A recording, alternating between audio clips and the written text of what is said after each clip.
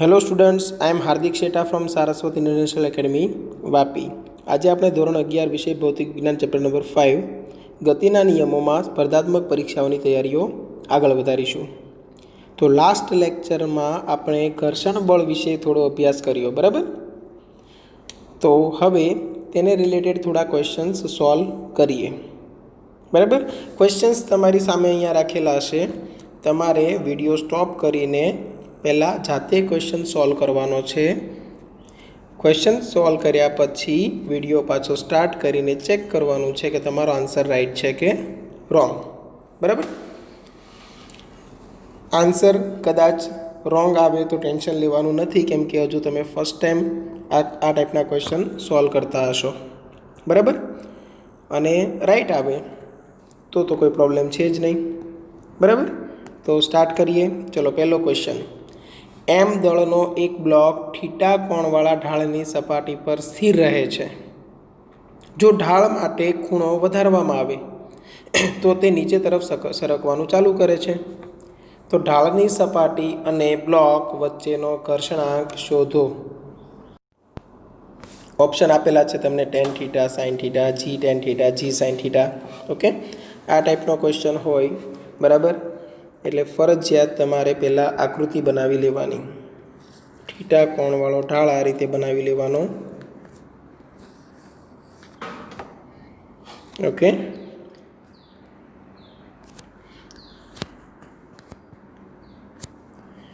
તેના પર એક બ્લોક મૂકેલો છે, તો બ્લોક ડ્રો કરી લઈએ.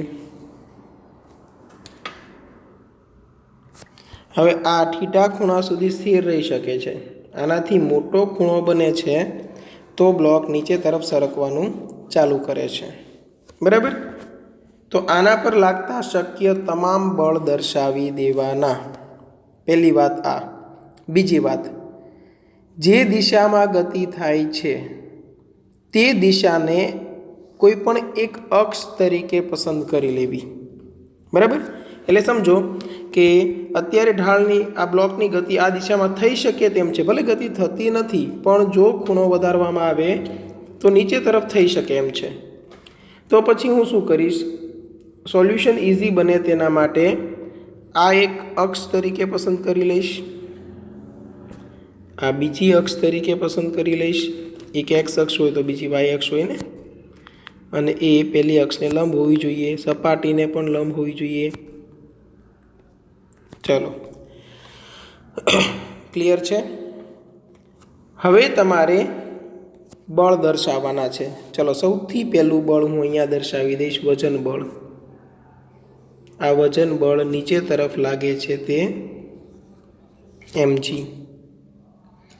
પછી ચેક કરવાનું છે તમારે કે જે મેં વજન બળ કે કોઈ પણ બળ તમે દર્શાવ્યું છે તે અક્ષ પર છે કે નહીં. ચલો, mg છે એ આ અક્ષ પર છે? નથી. આ અક્ષ પર છે? નથી. જ્યારે તમને બળ અક્ષ પર મળતું નથી ત્યારે તમારે બળના બે ઘટકો લઈ લેવાના, બરાબર? એટલે આ જ બળના હું બે ઘટકો લઈશ, એક આ તરફ અને બીજો આ તરફ. તમારે ઘટકો જોઈએ છે આ ખૂણો થીટાના ફોર્મમાં. તો ખૂણો થીટા ક્યાં બને છે તે ચેક કરો. તો ખૂણો થીટા બનશે અહીંયા. કઈ રીતે મને ખબર પડી? તો જુઓ, આ એક ત્રિકોણ માની લો, આટલો એક ત્રિકોણ માની લો. તો આ થીટા હોય તો આ કેટલો હોય? 90 માઇનસ થીટા. એ 90 માઇનસ થીટા હોય તો આ કેટલો હોય? થીટા. શા માટે? કેમ કે આ દિશા અને આ દિશા એકબીજાને લંબ છે, બરાબર? ઓકે, ધીમે ધીમે તમને પ્રેક્ટિસ પડી જશે. ખૂણો તમે ફટાફટ જોઈ લેશો કે કઈ બાજુ આવે છે. એટલે આ બાજુનો ઘટક મને મળી ગયો mg cos થીટા, અને આ બાજુનો ઘટક મળી ગયો mg sin થીટા. ઓકે, હવે લંબ બળ દર્શાવી દઈએ. લંબ બળ હંમેશા સપાટીને લંબ હોય, યાદ રાખજો. એટલે આ સપાટી છે, તે સપાટીને લંબ દિશામાં તમે લંબ બળ દર્શાવશો. એટલે આ ઉપર તરફ મેં દર્શાવી દીધું લંબ બળ. હવે આ લંબ બળ માટે ચેક કરો, અક્ષ પર છે કે નહીં? તો કે હા, અક્ષ પર છે. જો આ અક્ષ પર છે ને, અક્ષ પર હોય તો પછી ઘટકો લેવાની જરૂર નથી. ચલો, ઘર્ષણ બળ કઈ દિશામાં લાગી શકે? તો આ પદાર્થ નીચે આવવાની કોશિશ કરે છે. મેં તમને કીધું હતું એમ, ઘર્ષણ બળ છે એ સાપેક્ષ ગતિનો વિરોધ કરશે. તો આ પદાર્થ નીચે આવે તેમ છે તો તેને ઉપર તરફ લઈ જવાનું કામ કોણ કરે છે? એટલે ઉપર તરફ પકડી રાખવાનું કામ કોણ કરે છે? ઘર્ષણ બળ. એટલે ઘર્ષણ બળ લાગશે એ ઉપર તરફ લાગશે. અને એ જેવું તેવું ઘર્ષણ બળ નથી, મેક્સિમમ ઘર્ષણ બળ છે, મહત્તમ શક્ય ઘર્ષણ બળ છે. શા માટે? કેમ કે તમને અહીંયા કન્ડિશન આપેલી છે કે જો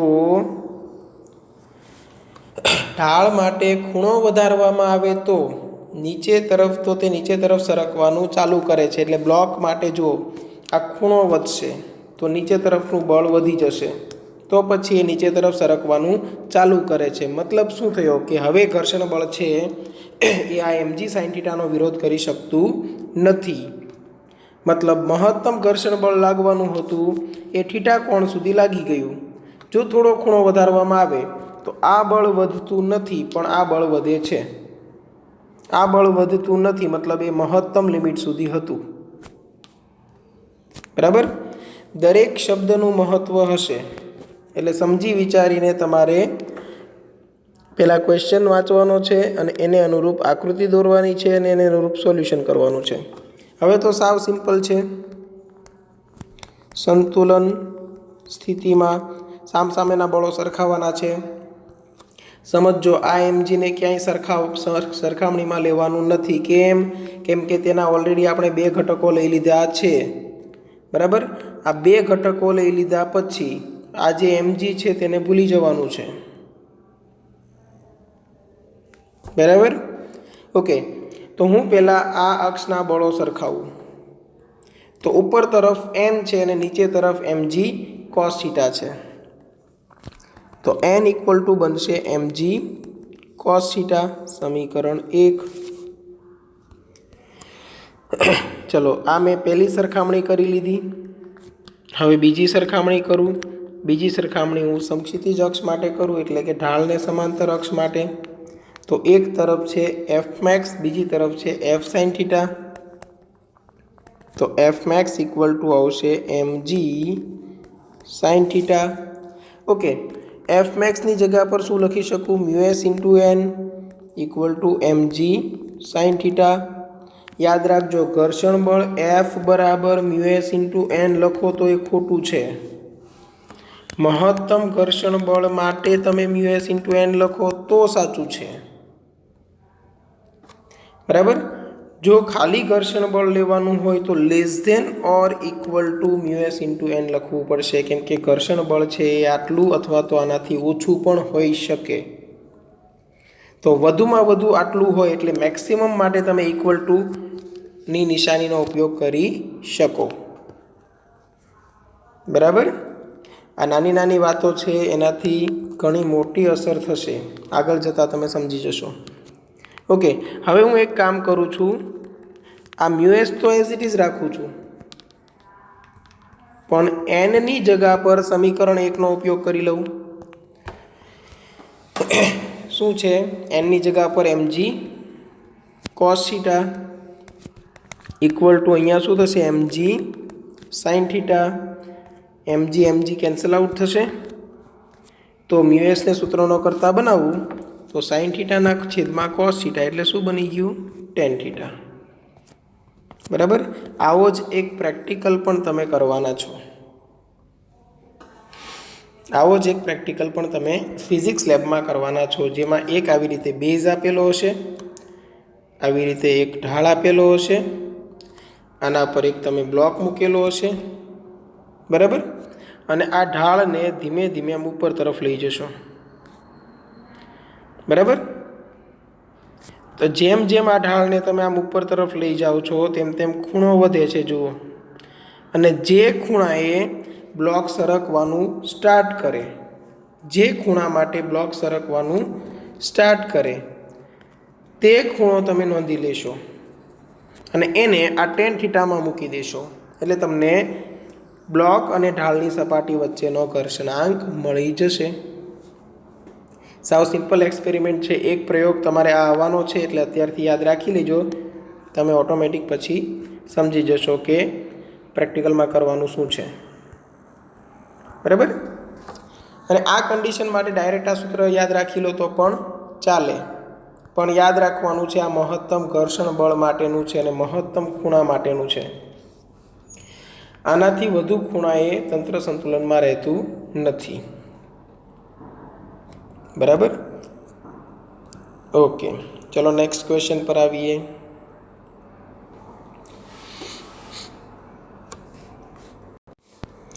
તો આ ક્વેશ્ચન છે, આકૃતિમાં દર્શાવેલ તંત્રમાં ઢાળની સપાટી ખરબચડી છે. એટલે સમજો, આ જે એક સપાટી છે એ ખરબચડી છે, આ ઢાળવાળી સપાટી.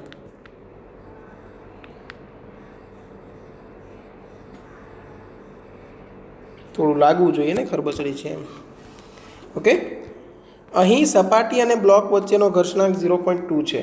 અહીંયા ઘર્ષણાંક μs બરાબર કેટલો છે? 0.2.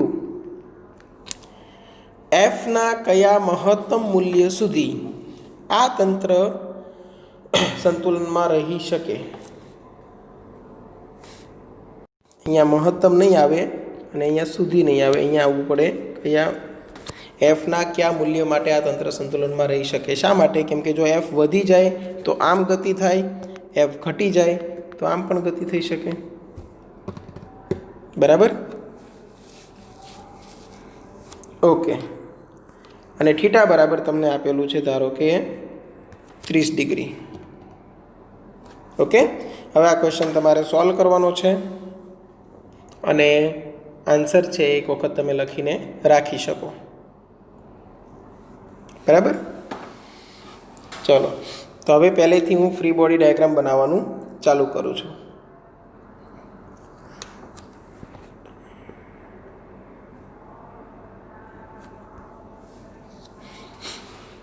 તો અહીંયા સૌથી પહેલું બળ નીચે તરફ લાગશે,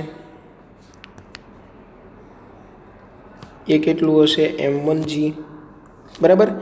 આ રીતે ગતિ થાય છે ને, એટલે મારે આના બે ઘટકો લેવા જ પડશે, જેમાં આપણે અગાઉ ડિસ્કસ કર્યું તેમ.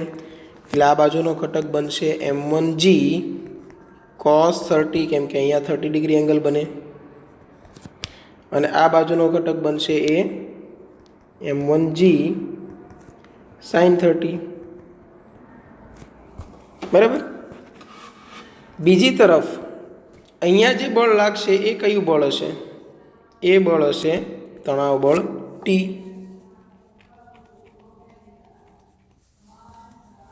ક્લિયર? એટલે એના લીધે આ બ્લોક ઉપર તરફ જવાની કોશિશ કરશે, તેના લીધે આ બ્લોક ઉપર તરફ જવાની કોશિશ કરશે, તો ઘર્ષણ બળ છે તેનો વિરોધ કરશે. એટલે ઘર્ષણ બળ કઈ તરફ આવશે? અત્યારે નીચે તરફ, બરાબર. એટલે નીચે તરફ એક વધારાનું બળ હું દર્શાવી દઈશ, ઘર્ષણ બળ F, અને એ પણ કેવું? મેક્સિમમ, કેમ કે આપણે સંતુલન અવસ્થાની જરૂર છે, બરાબર. તણાવ બળ છે એ ટ્રાન્સફર થશે, એટલે અહીંયા પણ લાગશે, અહીંયા પણ લાગશે, અહીંયા સુધી પહોંચશે અને અહીંયા સુધી પહોંચશે. કેમ કે દોરી વિશે માહિતી આપેલી નથી, એટલે અત્યારથી હું તમને કહી દઉં કે તણાવ રહિત અને દળ રહિત દોરી છે, બરાબર. તો હવે આ ટાઈપના ક્વેશ્ચનમાં કરવાનું શું છે? તો સામસામેના બળો સરખાવી દો. અહીંયા લંબ બળ લઈ લઉં છું, એક બાકી રહી ગયું હતું એટલે.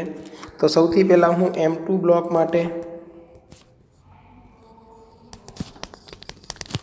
સમજો, આ જે સપાટી છે એ તમને ઘર્ષણવાળી આપેલી નથી, એટલે નીચે તરફના બળ કે લંબ બળની જરૂર નથી. લંબ બળ ક્યારે ગણતરીમાં લઈશો? જ્યારે એફ મેક્સનું સૂત્ર લખશો μs × n ત્યારે. હવે ઘર્ષણ જ નથી તો એ ઘર્ષણ બળ ગણવાનું નથી, તો પછી લંબ બળની જરૂર નથી. તો સીધું કહી શકો તમે એફ બરાબર શું હોવું જોઈએ? T. એટલે F = T. ટૂંકમાં જે તમે તણાવ બળ મેળવો છો એ જ આ બળ હશે. હવે M2 બ્લોક માટે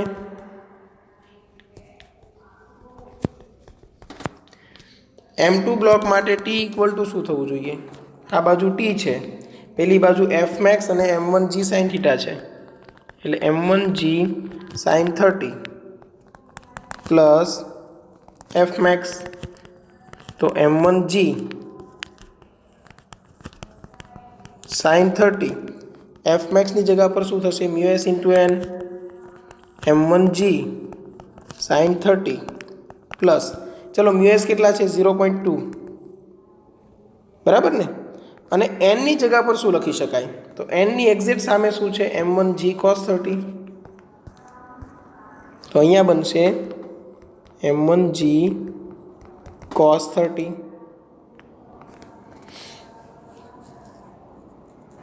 બરાબર.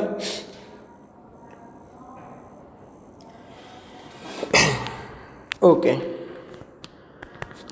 તો હવે ખાલી કિંમત મૂકવાની છે. m1 કેટલા છે 20, એટલે અહીંયા 20, અહીંયા 10, અહીંયા 1/2 પ્લસ 0.2, અહીંયા આવશે 20, અહીંયા આવશે 10 અને અહીંયા આવશે √3/2.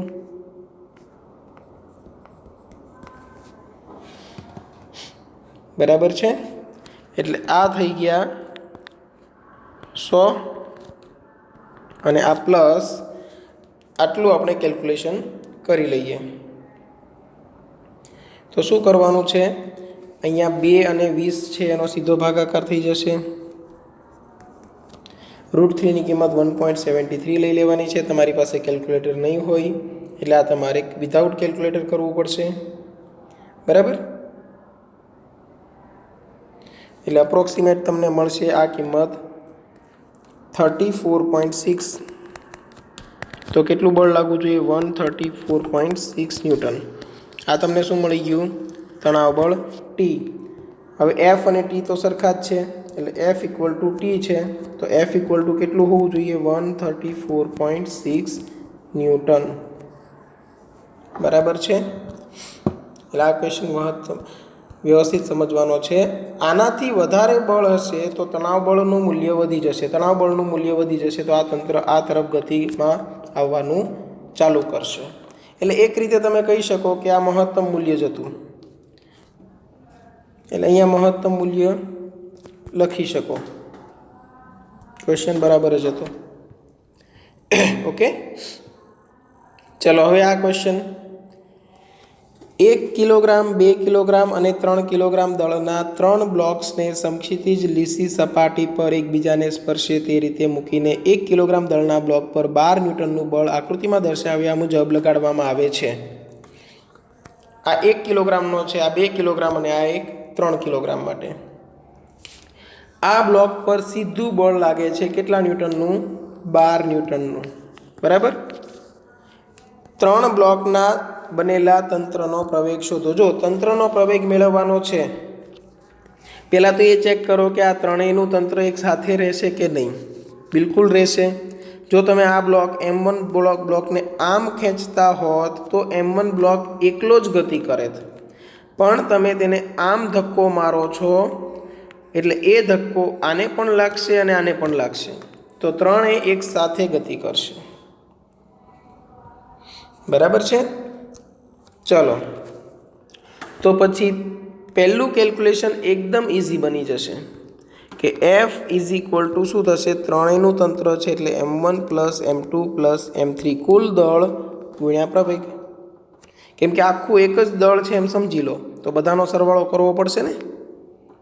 ઓકે, આ 12, આ 1 પ્લસ 2 પ્લસ 3 ઇન્ટુ એ એટલે તમને પ્રવેગ મળી ગયો 2 મીટર પર સેકન્ડ સ્ક્વેર, બરાબર. આ ટાઈપના ક્વેશ્ચન તો તમને ઘણા બધા જોવા મળશે. ઓકે, આ પહેલું કેલ્ક્યુલેશન પૂરું. બીજું તમને શું પૂછેલું છે, તો 2 કિલોગ્રામ દળના બ્લોક પર પ્રથમ બ્લોક વડે લાગતું સંપર્ક બળ શોધો. ચલો, 2 કિલોગ્રામ દળના બ્લોક પર પ્રથમ બ્લોક વડે લાગતું સંપર્ક બળ મેળવવાનું છે. ચલો, એ કઈ રીતે મેળવશો હવે તો સમજો. અહીંયા જે બ્લોક લાગે છે એ પ્રથમ બ્લોક વડે લાગતું સંપર્ક બળ છે, એટલે હું આને નામ આપી દઉં F21. હંમેશા જેના પર બળ લાગે છે એ નંબર પહેલાં લખવાનો. એટલે કોના પર લાગે છે? 2 પર. કોના વડે? 1 વડે. એટલે હું લખું છું F21. બ્લોક 2 પર બ્લોક 1 વડે લાગતું બળ. તો મતલબ મારે તંત્ર કેટલાને લેવાનું છે? આટલો પાર્ટ છે એને તંત્ર તરીકે પસંદ કરવાનું છે.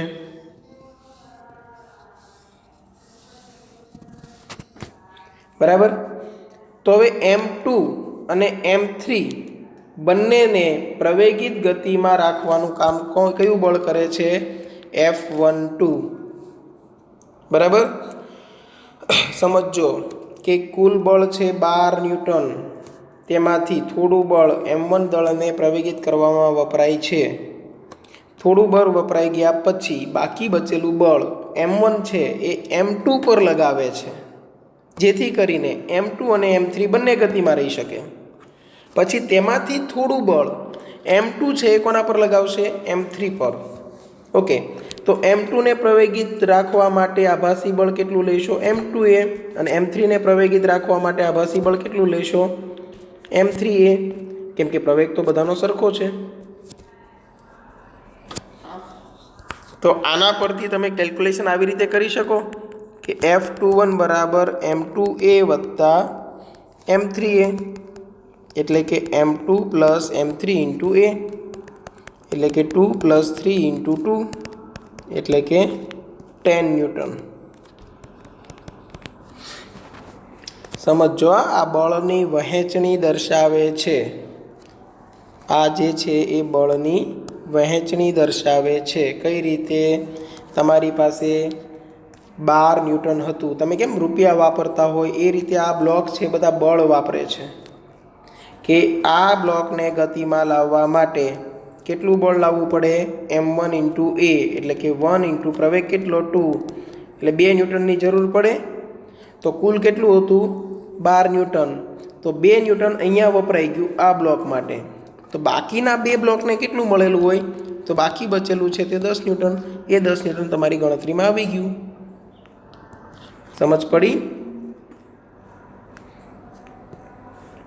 હવે કદાચ તમને એવું પૂછ્યું હોત કે બ્લોક 2 વડે 3 પર કેટલું બળ લાગે, તો તમારે અહીંયા લેવું પડે F32. 3 પર 2 વડે લાગતું બળ. તમારે તંત્ર પસંદ કરવું પડે માત્ર આટલું જ. તો F32 ઇક્વલ ટુ તમે તો શું લખેત? F32 equal to only M3A. M3 કેટલા? 3 અને A કેટલા? 2. કેટલા ન્યૂટન લાગે? 6 ન્યૂટન. ટૂંકમાં 10 ન્યૂટનમાંથી 4 ન્યૂટન અહીંયા વપરાય છે. સમજો, અહીંયા 2 ન્યૂટન વપરાય છે, અહીંયા 4 ન્યૂટન અને અહીંયા 6 ન્યૂટન, એટલે ટોટલ થઈ ગયું 12 ન્યૂટન. ક્લિયર? આ રીતે થોડું વિચારતા શીખવાનું છે લોજિકલી સ્ટ્રોંગ બનવા માટે. બાકી જે મેથડ હશે એ પ્રમાણે તમે દાખલો તો ગણી જ દેવાના છો.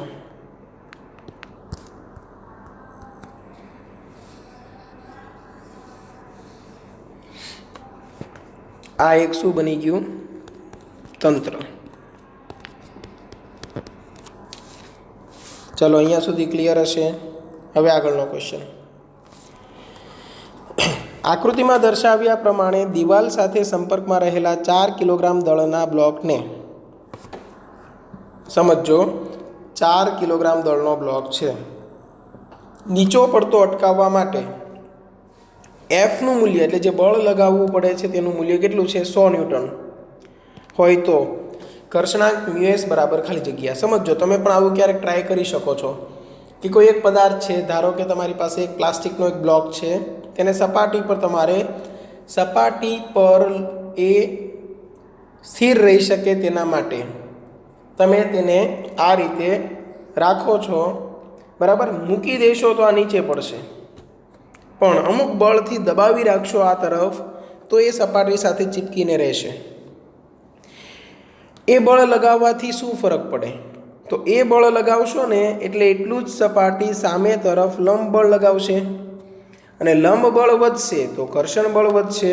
ઘર્ષણ બળ વધશે તો નીચે તરફ જે mg બળ લાગે છે તેનો પૂરેપૂરો વિરોધ થઈ શકશે ઘર્ષણ બળ વડે. એટલા માટે તે અમુક ઊંચાઈ પર તમે તેને સ્થિર રાખી શકો છો. પણ તેના માટે સતત બળ લગાડવું જરૂરી.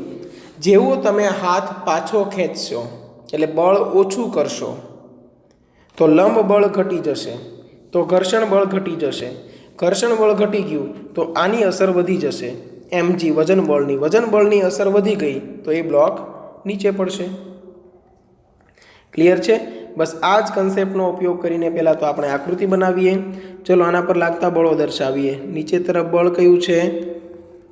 mg. mgનો વિરોધ કરતું બળ ઉપર તરફ કયું હશે? ઘર્ષણ બળ.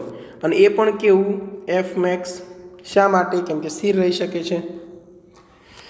આટલું બળ હોય તો જ એ સ્થિર રહી શકે છે, એટલે આ બળ મહત્તમ થઈ ગયું. બરાબર? ઓકે, હવે લંબ બળની વાત કરીએ તો સપાટી વડે વિરુદ્ધ દિશામાં લંબ બળ લાગશે. જે તમે બળ લગાવો છો તેનાથી વિરુદ્ધ દિશામાં એટલું જ બળ લગાવશે ન્યૂટનના ગતિના ત્રીજા નિયમ પ્રમાણે. આઘાત પ્રત્યાઘાત સમાન મૂલ્યના પરસ્પર વિરુદ્ધ દિશામાં હોય. સાવ સિમ્પલ છે. તો સોલ્યુશન તમે કઈ રીતે સ્ટાર્ટ કરશો? તો સંતુલન અવસ્થામાં F = n થઈ જશે. તો Fનું મૂલ્ય કેટલું છે? 100. એટલે નોર્મલ ફોર્સ અપ્લાઇડ ફોર્સ માટે નોર્મલ ફોર્સ તમને મળી ગયું 100 ન્યૂટન. સમીકરણ 1. સાવ ઇઝી છે. જુઓ, આ બંને બળોને સરખાવી દીધા છે. એક જમણી બાજુ લાગે છે, એક ડાબી બાજુ. એટલે હવે આ બંને બળોને સરખાવીએ, એક નીચે તરફ, એક ઉપર તરફ. સમાન હોય તો જ તંત્ર સંતુલનમાં રહી શકે. એટલે હવે આપણે કરીએ છીએ F max = શું થવું જોઈએ? mg. F maxની કિંમત શું હોય? μs × n = શું થવું જોઈએ? mg. તેમાં પણ કોઈ પ્રોબ્લેમ નથી. mનું મૂલ્ય 4, gનું મૂલ્ય 10 લેવાનું કીધેલું છે, nનું મૂલ્ય આપણને 100 મળેલું છે અને અહીંયા 40. તો μsની કિંમત કેટલી મળશે? 0.4. એકમ રહિત છે. બરાબર? સ્થિત ઘર્ષણાંક એકમ રહિત છે એટલે કોઈ એકમ આવશે નહીં. અને તમારો આન્સર બને છે સી, 0.4. ચલો, અહીંયા સુધી ક્લિયર હશે. બરાબર? ઓકે, તો આજે ઘર્ષણને લગતા અમુક ક્વેશ્ચનનું સોલ્યુશન જોયું, અમુક સંપર્ક બળને લગતા એક ક્વેશ્ચનનું સોલ્યુશન જોયું. આવી રીતે ક્વેશ્ચનની પ્રેક્ટિસ કરતા રહેજો. બરાબર? હજુ પણ આ ટાઈપના ક્વેશ્ચનની ઘણી બધી પ્રેક્ટિસ આપણી બાકી છે, એટલે ધીરે ધીરે આપણે ક્વેશ્ચન્સ સોલ્વ કરતા રહીશું. બરાબર? થોડી હું સ્પીડ ઓછી રાખું છું, કેમ કે આ ટાઈપના ક્વેશ્ચન 12th સ્ટાન્ડર્ડ સુધી તમારે આવી શકે. બરાબર? અને ન્યૂટનના ગતિના નિયમોને અનુરૂપ જેટલા પણ ક્વેશ્ચન બને છે બધા જ ઇમ્પોર્ટન્ટ છે, કેમ કે આ ક્વેશ્ચન તમે અત્યારે જે સોલ્વ કરો છો એ રેખીય ગતિનું સંતુલન છે. પછી આવું ને આવું ચાક ગતિનું સંતુલન આવશે. બરાબર? એટલે જેટલી જગ્યાએ પદાર્થ કોઈપણ રીતે સંતુલિત અવસ્થામાં હશે ત્યારે તમે આ ટાઈપના કન્સેપ્ટનો ઉપયોગ કરવાના છો. બરાબર? એટલે વ્યવસ્થિત ધ્યાન આપવું. આવા બીજા 10 ક્વેશ્ચન તમને મળે તો તમારે સોલ્વ કરવાના છે, અને કોઈ પણ ડાઉટ હોય તો તમે એની ટાઈમ કોન્ટેક્ટ કરી શકો છો. ઓકે, આજે અહીંયા સુધી રાખીએ છીએ. નેક્સ્ટ લેક્ચરમાં પણ આ ટાઈપના ક્વેશ્ચનની જ પ્રેક્ટિસ આપણે આગળ વધારવાના છીએ. Okay, thank you.